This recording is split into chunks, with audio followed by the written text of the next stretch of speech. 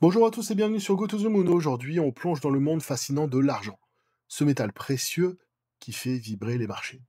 Les 40 $ l'once sont à portée de main. L'argent restera-t-il haussier? Les shorts paniquent.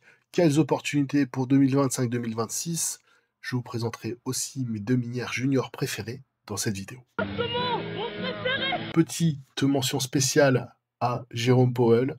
Merci pour ce boom hier sur les marchés. Ça fait du bien, d'autant que septembre, historiquement, c'est plutôt bearish. Donc, tout est ouvert pour cette fin d'année qui promet d'être assez excitante. Abonnez-vous, activez la cloche, c'est parti.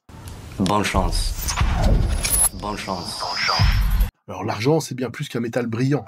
Ses usages industriels explosent, c'est une opportunité majeure pour les investisseurs.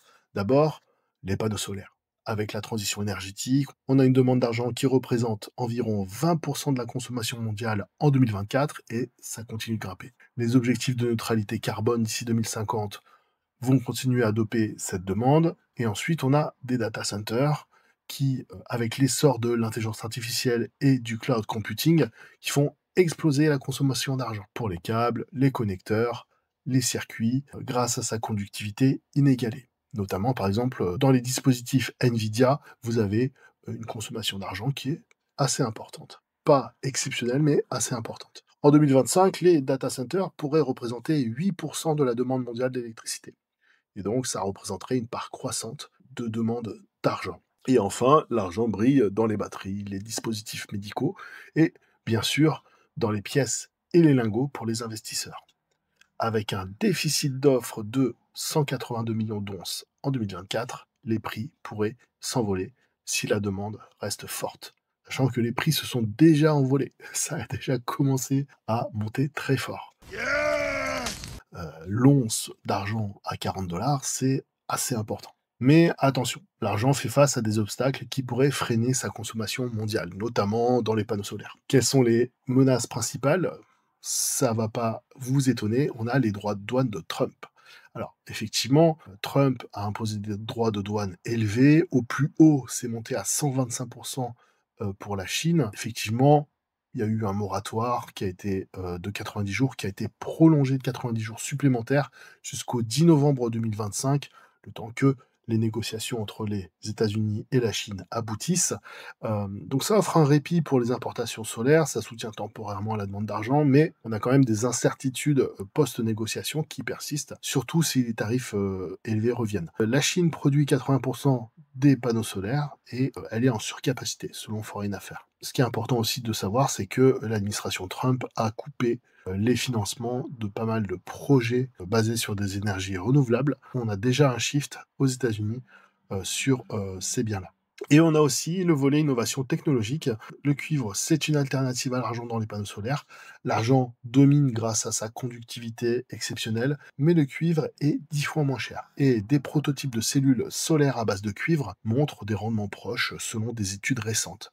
Donc si ces technologies s'imposent d'ici 2026-2027, la demande d'argent pourrait chuter de 15% dans le photovoltaïque. On n'en est pas encore là, mais c'est bien d'avoir ces données en tête. Alors, l'argent est-il toujours une réserve de valeur? Oui, car comme l'or, il protège contre l'inflation et les crises. Mais avec une double casquette, c'est un métal industriel, ça représente à peu près 50% de la demande, c'est un actif refuge. Cette dualité le rend plus volatile que l'or, mais aussi plus explosif en période de hausse. Face aux dettes souveraines, l'argent brille en 2025. Les États-Unis affichent une dette de 37 000 milliards de dollars, l'Union européenne environ 14 000 milliards d'euros, le Japon dépasse 250% de son PIB. Et c'est pas fini. Avec des politiques monétaires ultra accommodantes, une inflation persistante, les 2,8% encore aux États-Unis, l'argent devient un bouclier contre la dévaluation des monnaies fiat. Contrairement aux obligations d'État, souvent un rendement réel négatif, l'argent offre une protection tangible, surtout avec un déficit d'ordre physique. Mais bien sûr, l'or reste le roi des refuges en cas de crise géopolitique, car l'argent est plus sensible au cycle industriel. Si vous cherchez une protection pure, l'or c'est bien plus stable. Pour un pari sur l'inflation et la demande industrielle, l'argent a un potentiel de rendement énorme. En ce moment, l'argent flirte avec les 40 $ l'once. En août 2025, le prix oscille à 38,70 après un rebond de 36,75 $ mi-août. Pourquoi cette hausse? Les shorts se font laminer. Et pourquoi les shorts se font-ils laminer? Là, ça devient explosif. Le 22 août 2025, donc hier, le discours de Jérôme Powell à Jackson Hole a secoué les marchés. Son ton dovish laisse présager une baisse des taux dès septembre 2025. 90% de probabilité selon le CME FedWatch, affaiblissant le dollar et boostant les métaux précieux. Résultat, l'argent a grimpé de 1,4% à 38,70 pour clôturer à 39 $. Powell a aussi averti sur l'inflation, dopée par les tarifs douaniers de Trump. On a 2,8% de core inflation et ça renforce l'attrait de l'argent comme protection. Côté short, c'est la panique. Les positions short ont chuté de 13 200 contrats, 66 millions d'onces début août, soit 2,5 milliards de dollars liquidés. Selon des posts sur X, des vendeurs à découvert rachètent à perte face à un déficit physique de 182 millions d'onces. Le mouvement Silver Squeeze pourrait s'amplifier. Un mini short squeeze pourrait avoir lieu si la demande physique explose. Prudence, les 40 $ sont une résistance technique majeure et psychologique. Le RSI indique un marché suracheté et une correction vers les 34-35 est possible si les données économiques surprennent. Les ETF papier freinent un squeeze total, mais le momentum haussier reste fort. Il est porté par la demande industrielle et les attentes de baisse des taux. Donc passons donc aux minières. Je vais vous présenter BlackRock Silver et Outcrop Silver, deux junior mining sur lesquels je suis investi. Et on fera une comparaison des ressources avec une thèse d'investissement à 29 $ l'once d'argent et 2500 $ l'once d'or par rapport aux valorisations boursières. Alors, BlackRock Silver, BRC de son petit nom, basé au Nevada, BlackRock mise sur Tonopah West, et c'est dans un district qui a produit plus de 174 millions d'onces d'argent. Le PEA en 2024, c'est un game changer. On a une production de 8,6 millions d'onces d'or par an sur 7 à 8 ans. On a un coût AISC de 11,96 $ par once. C'est ultra compétitif. On a un NPV de 326 millions de dollars après impôt à 5% pour un CAPEX de 178 millions de dollars. IRR 39%, qui est donc viable même à des prix modérés. On a des ressources à 6,35 millions de tonnes à 237 grammes par tonne d'argent et 2,8 grammes de tonnes d'or. 2,8 grammes par tonne d'or. Soit donc une réserve totale de 48 millions d'onces d'argent et 577 000 onces d'or. C'est assez exceptionnel. On a aussi une opportunité lithium à Tonopah North. Donc en 2022-2023, pour la petite histoire, Tirelash Resources, via un accord d'option avec BlackRock Silver, a foré 11 trous et a révélé des zones riches en lithium avec des teneurs assez importantes sur une zone de 3 fois 3,5 km. Et cet accord, par contre, a été résilié en 2024 après un non-paiement par Tirelash et donc a rendu le contrôle à BlackRock. Donc ça reste une bonne opportunité pour BlackRock qui a dans ses zones d'exploitation du lithium. Par ailleurs, dans ce même district à Tonopah, on a Tonopah Flat Lithium, qui est un projet d'American Battery Technology Company à proximité, et il contient 15,8 millions de tonnes de carbonate de lithium équivalent. Et ce projet a obtenu le statut Fast 41 en août 2025, avec un intérêt de 900 millions de dollars de l'export-import banque des États-Unis pour une mine et une usine de transformation. Donc, ce développement est soutenu par l'administration Trump pour sécuriser les métaux critiques. Ça devrait donc booster les infrastructures, routes, électricité, eau, tout autour de Tonopah. Et donc, par extension, ça réduirait les coûts pour BlackRock à Tonopah. Donc, le Nevada est classé top juridiction minière par le Fraser Institute et ça renforce énormément l'attractivité de BlackRock qui devient un acteur multimétaux, argent, or et lithium. On a par ailleurs l'investissement d'Eric Sprott. Alors, pour ceux qui ne connaissent pas Eric Sprott, je vous invite à googler son nom. C'est une institution dans le domaine du mining. Et donc en 2024, Eric Sprott a injecté 9 millions et il détient actuellement 15% de BlackRock Silver. Si on prend une thèse d'investissement avec une valorisation à 29 $ l'once d'argent et à 2 500 $ l'once d'or, en prenant les ressources, 48 millions d'onces d'argent et 500 000 onces d'or, on obtient un total de 2,8 milliards de dollars. Et donc, on a des ressources qui sont estimées à 2,8 milliards de dollars en prenant une théorie d'investissement avec des valorisations de l'argent et de l'or qui sont faibles, et on a une capitalisation boursière de BlackRock Silver d'environ 200 millions de dollars canadiens au 23 août 2025. Donc, on a un ratio valeur-ressource qui représente, qui est absolument scandaleux.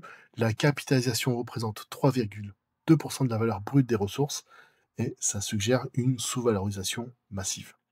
Donc après, si on prend des frais de mise en place, donc des CAPEX, le PEA estime à peu près à 178 millions de dollars pour construire la mine, 2 fois environ la capitalisation actuelle. Ça indique tout de même un besoin de financement, mais le projet reste très attractif avec un IRR de 39%. On a un calendrier pour 2025-2026 qui est assez explosif. Q3 2025, mise à jour des ressources avec 15 000 mètres de forage. Donc dès Q3 2025, on va avoir un update sur les ressources. Donc ça, c'est très important. Q2 2026, PEA actualisé. Donc ça, c'est le document qui officialise un petit peu les, les, euh, les ressources, mais aussi les besoins. C'est un peu le guide qui va permettre de déployer la mine. Et 2027, rampe souterraine, les permis sont attendus. Donc on a une entreprise qui a des teneurs élevées, qui a du lithium, qui a le soutien d'Erixprod, qui est dans une juridiction américaine hyper stable, hyper favorable au mining. Donc le Nevada, historiquement, c'est vraiment ultra favorable. Alors, on a une dépendance au prix des métaux. Euh, Bien sûr, c'est des entreprises qui ont des besoins énormes en financement. Et donc, forcément, quand on a une entreprise qui ne génère pas d'argent, qui est seulement assise sur des ressources, l'argent devient le nerf de la guerre.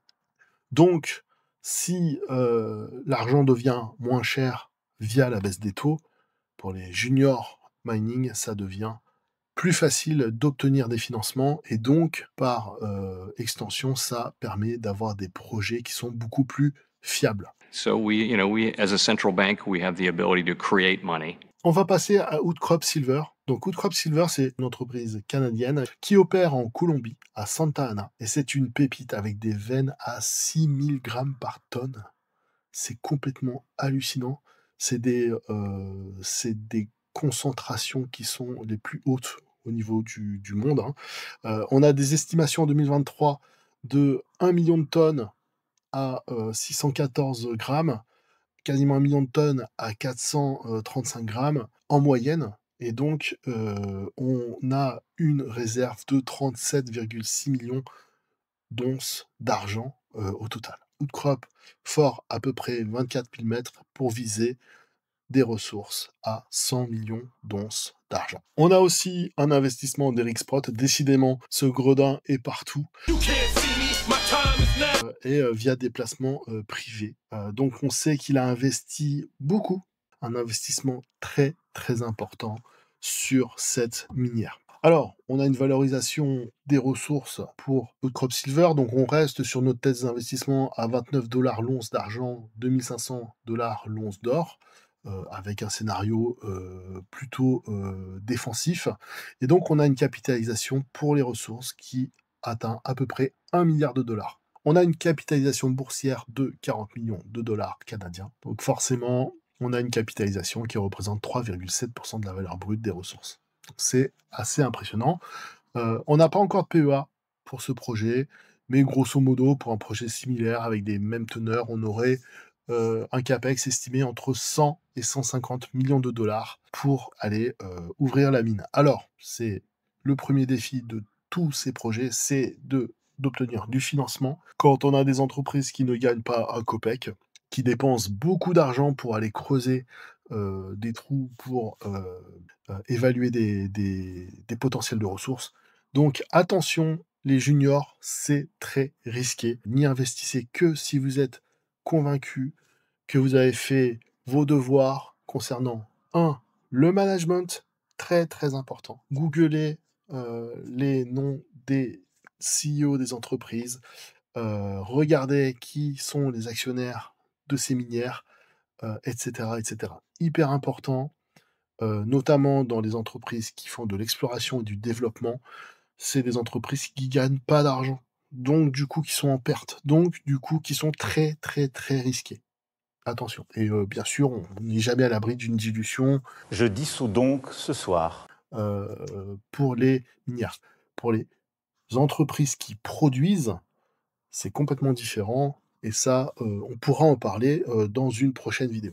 Alors, on a un calendrier 2025-2026 pour Outcrop Silver, donc avec une mise à jour des ressources au Q1 2026 pour Aguilar, Jiménez et Los Mangos. Donc ça, c'est les 3 autres projets, en plus de Santa Ana et à mi-2026, on aurait un possible PEA et fin 2026, on aurait la décision pour un projet pilote qui serait une sorte de mine qui commencerait déjà à exploiter certaines veines. Donc on a des teneurs qui sont exceptionnelles, un potentiel de croissance qui est exceptionnel et on a le soutien bien sûr d'Eric Sprott sur cette mine il est actionnaire de façon personnelle. Donc c'est important de le savoir. C'est comment dire? C'est un indice qui peut être plutôt rassurant pour, les marchés. Alors bien sûr, on a les risques, c'est l'instabilité politique en Colombie. Attention, on va avoir des élections dans peu de temps, donc il va falloir, garder les yeux ouverts, donc bien sûr, le premier risque, c'est le financement. C'est si l'entreprise reste à court d'argent, on va se faire diluer. Voilà, c'est un risque qu'il faut comprendre et connaître. Pour les gens qui voudraient, se diversifier, on peut prendre un ETF Silver Miners. On a le Global X Silver Miners ETF, SIL. Il y a 1,4 milliard d'actifs en 2025, un rendement year to date à 26,7%. Concernant cet ETF, on a une diversification qui est quand même mondiale. On a quand même des frais à 0,65, hein, c'est pas gratuit. Et on a quand même des risques qui sont liés au prix de l'argent. Actuellement, le prix de l'argent est haut, donc cet ETF est assez haut. Si on est sur un scénario plutôt bullish comme je le suis, on pense qu'on peut atteindre les 50 voire plus, ça peut être intéressant de rentrer maintenant. En revanche, si on veut être un petit peu conservateur, peut-être qu'il faudrait attendre un pullback du silver sur 35 pour rentrer sur un ETF argent. Concernant les fusions et acquisitions secouent l'or et l'argent. En 2024, on a 62 deals qui ont totalisé 26 milliards de dollars, 70% pour l'or. Les majors rachètent des juniors pour sécuriser des réserves. Et effectivement, on a des majors qui ont des réserves qui s'épuisent. 50% de la production d'or vient de mines de plus de 20 ans. On a des économies d'échelle, donc les entreprises cherchent à obtenir des actifs pour réduire les coûts par once, et ils veulent aussi se diversifier pour avoir des actifs à droite, à gauche, hein, au Canada, en Australie, au Nevada. On a par exemple Coeur Mining qui a racheté Silvercrest et ils ont racheté Silvercrest 1,7 milliard de dollars, c'est le leader argent à bas coût.